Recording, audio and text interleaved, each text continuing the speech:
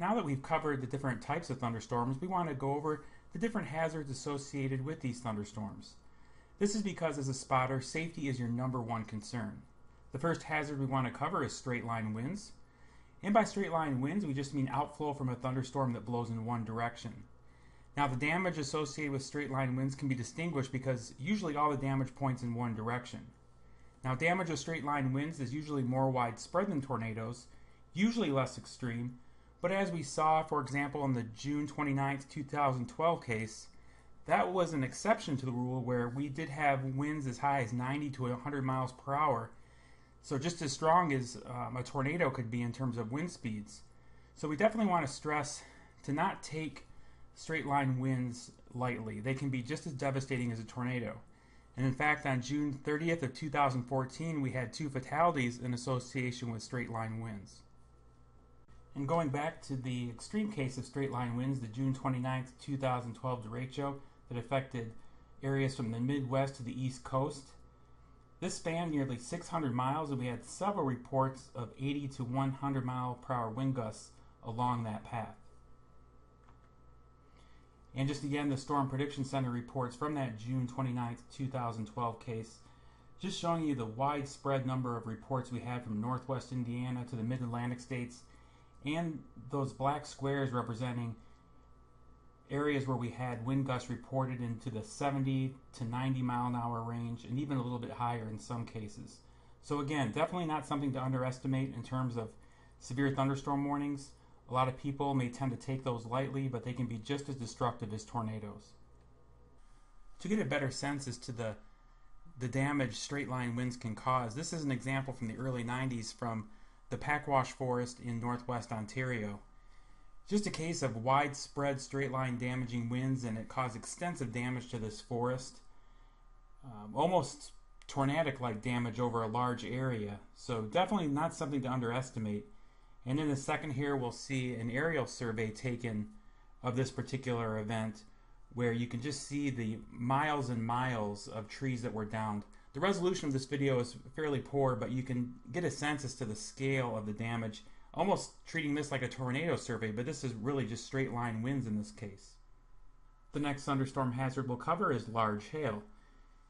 Large hail is supported by strong updrafts, which you can see in this image here with the red arrow. The stronger the updraft, the more that hail can be supported aloft as it grows into very large sizes. Eventually that hail is going to be so large that the weight of it will not be able to be supported anymore, and it will fall to the ground as large hail at the surface. Now colder, drier air aloft typically results in larger hail, and when we get to the very large hail sizes, larger than golf balls, that's typically what we'll see with supercell thunderstorms, the most organized thunderstorm. The next hazard we'll discuss is flash flooding. Flash flooding is caused by localized heavy rain from thunderstorms. Usually when we talk about flash flooding, we're talking about 3 to 5 inches of rain in less than 3 hours. Now if we get into the more urbanized areas, that even can be less rainfall required to cause flash flooding. We could get 1 to 2 inches in an hour, and that can result in flash flooding. Typically this is a greater problem in urban areas where the water doesn't have anywhere to run off to. Impacts from flash flooding can include washed out bridges, forced evacuations, and structural damage. And of course, for your safety in terms of storm spotting, as we always stress, when encountering a flooded roadway, turn around, don't drown.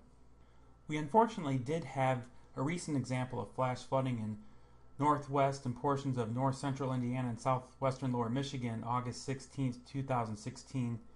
An excess of 6 to 8 inches of rain fell from just east of Rensselaer to west of Plymouth, including the South Bend area, into portions of southwest lower Michigan.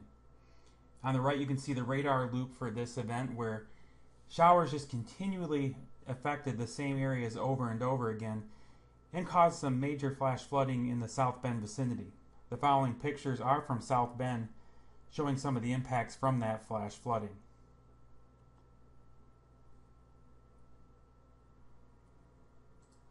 Here's an example from the Pacific Northwest of a flooded roadway and a car attempting to pass this flooded road. You can see just moments after this car passes, the roadway gets eroded very quickly by the power of that rushing water, And if this car had tried to pass this flooded roadway just moments earlier, it could have been a very hazardous situation. So please, if you do encounter a road that's flooded, please find an alternate route and keep your safety in mind first and foremost. One of the more underrated hazards when it comes to thunderstorms is lightning. Lightning is caused by ice particles colliding in the clouds, and it's this collision of ice particles or hail that causes charge separation within the cloud, as you can see in the diagram. That separation of charges from that colliding ice or hail is really what induces the lightning. Now it's important to note that lightning alone does not make a severe thunderstorm. It's really not a criteria in deciding whether a storm is severe or not, no matter how vivid, impressive, or deadly the lightning is. Now just because it's not in that criteria for a severe thunderstorm, again, that doesn't mean it's not a deadly force. Lightning does kill people, so it's important to keep that in mind in terms of safety. Now Indiana typically sees about 10 flashes per kilometer squared a year. We can see how that compares in a global sense here.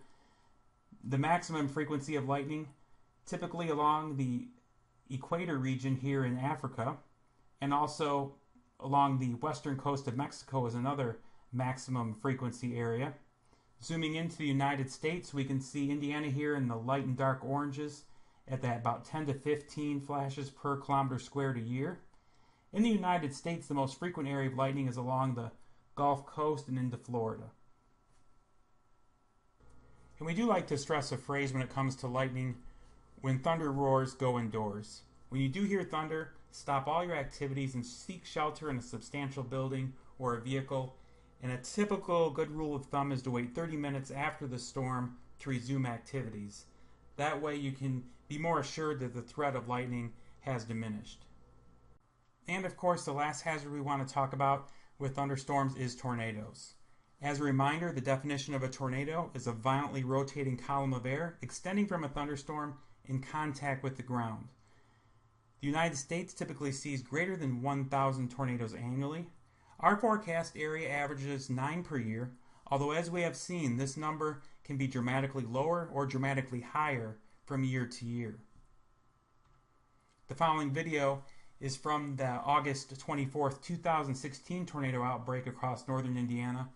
And you can see this is from Kokomo when the tornado went through the Starbucks just being flattened, just giving you an appreciation as to the devastation these tornadic winds can cause very quickly.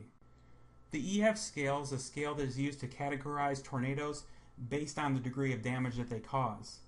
The weakest tornadoes, EF0 and EF1, are tornadoes in that 65 to 110 mile per hour range. They're usually short-lived and track less than 3 miles. They can develop quickly and occasionally without warning. Now these are the most frequent tornadoes in our area, these weaker tornadoes. Because they can develop quickly and usually have weak radar signatures associated with them, they are the hardest to warn for, which is why your spotter reports are very valuable, since these are the most numerous tornadoes in our area, these EF0s and EF1s. Going a step up from that, the stronger tornadoes, the EF2 and EF3, we're talking about winds of 111 to 165 miles per hour. These are longer track tornadoes, 10 to 15 miles, and because the signatures are usually stronger with these tornadoes on radar, the chances of detecting these with radar is greater. Then we're getting to your strongest tornadoes, your EF4s and EF5s. These are tornadoes that produce winds of 166 to 200 plus miles per hour. These are your very long track tornadoes, more organized, typically developing from supercells, and these tornado tracks can be 20 to 50 miles and they can last up to an hour. And these are your violent tornadoes. These are the ones that cause complete devastation. The following graph represents tornado frequency by month from 1980 to 2010 for the National Weather Service Northern Indiana forecast area, which we showed earlier. And you can see from this graph that we have had tornadoes reported in every month except December. We do peak at that number 71 there in June, and then we slowly come down through the remainder of the summer months. But it's interesting to note here, as we get into October, we have a secondary peak in the tornado frequency by month for October. So that's just important to note, because sometimes it's easy to let your guard down as we get into the cooler months.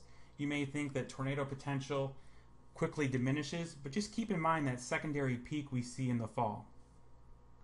And the following map of the United States here just shows the average annual number of tornadoes per state from that 1981 to 2010 period. You can see the average annual number of tornadoes for the state of Indiana is 20, for the state of Ohio is 17, and Michigan is 17. The frequency does increase as you go just west of our area into Illinois and Iowa and into the central and southern plains. And zooming in just to our region here, you can see that Indiana, Michigan, and Ohio average in that 15 to 20 tornadoes per year. But again, we want to stress that these are just average numbers. The actual year-to-year variation can be dramatic. This map gives you an indication as to the climatology of tornadoes in the National Weather Service Northern Indiana forecast area from 1980 through 2015. The EF rating of all these tornadoes in that 35-year period is given in the legend in the bottom right.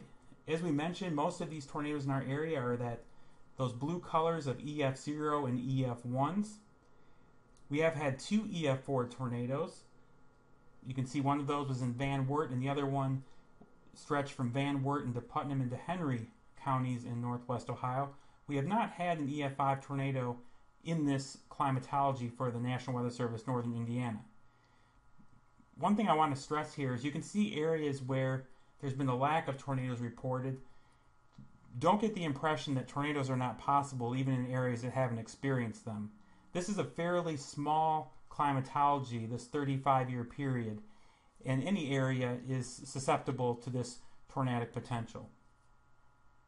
And now we'll focus just on the 2016 tornadoes and the EF scale, color-coded in the upper left here, matching the tornado rating. You can see most of the tornadoes from 2016 were along that path from Kokomo to Defiance, and that was mainly just from that August 24th event. And this also highlights what we talked about earlier, in that average number of 9 per year in our forecast area, that varies significantly. In this one event alone, we had more tornadoes than we average per year. And we did have some weaker tornadoes in 2016 up in our northwest parts of our forecast area in southern LaPorte through St. Joseph and southern Cass County in lower Michigan.